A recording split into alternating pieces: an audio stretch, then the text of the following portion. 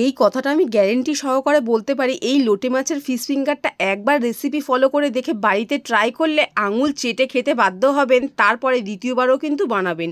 তো প্রথমে এখানে লোটে মাছটাকে সেদ্ধ করে কাঁটাগুলোকে ভালো মতন বেছে নিয়েছি। আর এদিকে এই লোটে মাছের মধ্যে দিয়েছি একটু রসুন কুচি, পেঁয়াজ কুচি, কাঁচা লঙ্কা কুচি, টমেটো কুচি আর সামান্য একটু দিয়েছি ক্যাপসিকাম একদম কুচিয়ে নিয়ে।